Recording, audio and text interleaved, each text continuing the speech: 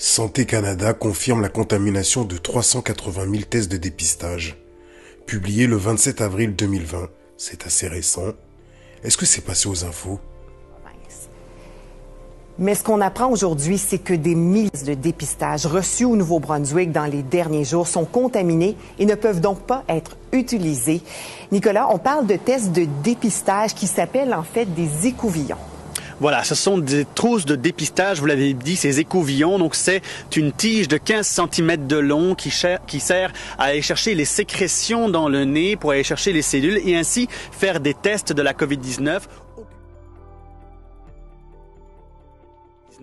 Aucune de ces trousses n'a été utilisée au Nouveau-Brunswick. C'est accompagné d'un tube de transport qui est hermétique pour recueillir donc les échantillons. Le Nouveau-Brunswick a reçu ces tests de dépistage la semaine dernière, lundi ou mardi, nous dit Richard Garceau, qui est microbiologiste infectiologue au Centre hospitalier universitaire du Mont. Le manufacturier est chinois et on parle de 6400 tests, donc de tests d'écouvillons qui ont été livrés au Nouveau-Brunswick la semaine dernière. 320 000 au Canada, selon Richard Garceau, qui sont donc pour l'instant inutilisables. C'est important dans le contexte où ces écouvillons, il y a une pénurie au Canada pour l'instant. Alors on va entendre là-dessus Richard Garceau.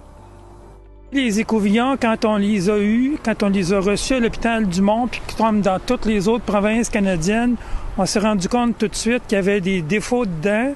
On s'est rendu compte qu'ils étaient contaminés avec des bactéries. Étant donné que les gens qu'on teste pour la COVID, c'est des gens qui sont pas nécessairement en bonne santé, bon, on prend pas de chance avec eux autres, d'où l'idée de les avoir jamais utilisés. Vous l'aurez compris, il semblerait que les tests de Covid-19 ne soient pas 100% fiables.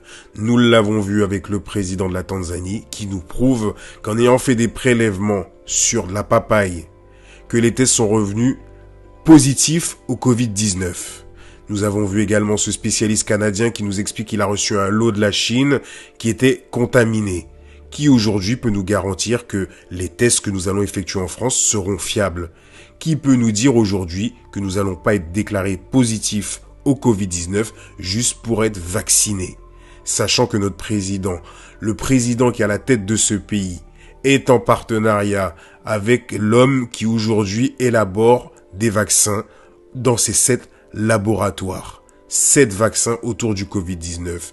Ce même président qui aujourd'hui a ouvert ses portes à l'entreprise Microsoft pour stocker toutes nos informations, toutes nos données, tout ce qui concerne notre santé, ainsi que le Covid-19.